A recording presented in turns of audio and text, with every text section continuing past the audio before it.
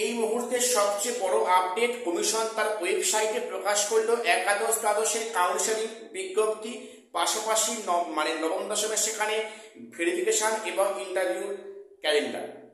Commission কিন্তু এবারে পুরো ক্যালেন্ডার আকারে প্রকাশ করলো, অর্থাৎ স্কুল সার্ভিস কমিশন আগামী দিনে কোন পদক্ষেপে আগাবে তার একটা লিস্ট প্রকাশ করেছে।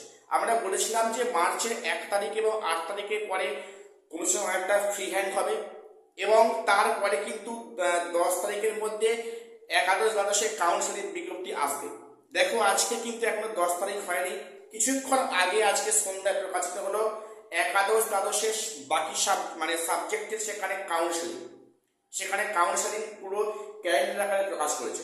এবং এখানেই নয়, সবচেয়ে বড় আপডেট কি যে 9-10 কিন্তু ভেরিফিকেশন প্লাস ইন্টারভিউ ডেট ধার্য করা হয়েছে।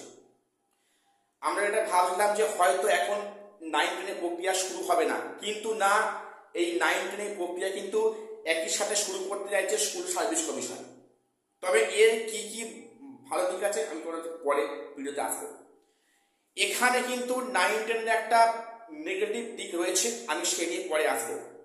এবং যেখানে কিন্তু কমিশন পুরো ক্যালেন্ডার আকারে প্রকাশ করেছে, এটা খুব একটা ভালো পদক্ষেপ যে কোন কোন ডেটে কাউন্সেলিং হবে ক্লাস একাদশ দ্বাদশে এবং কোন কোন ডেটে সেখানে ভেরিফাই প্লাস ইন্টারভিউ হবে ক্লাস 9-10 জন্য।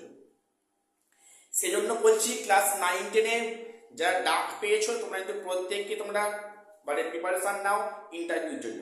দেখো সেখানে দেখো যে ভেরিফিকেশন এবং ইন্টারভিউ কিন্তু একই সাথে 2-1 দিন পরে কিন্তু হবে। তোমরা প্রত্যেকে কমিশনের ওল্ড ওয়েবসাইট সার্চ করো, প্রত্যেকে ওল্ড ওয়েবসাইটে দেখো, একটু আগে বিজ্ঞপ্তি দিয়েছে, সেখানে কাউন্সেলিং একাদশ দ্বাদশ প্লাস সেখানে 9-10 ভেরিফাই এবং ইন্টারভিউ।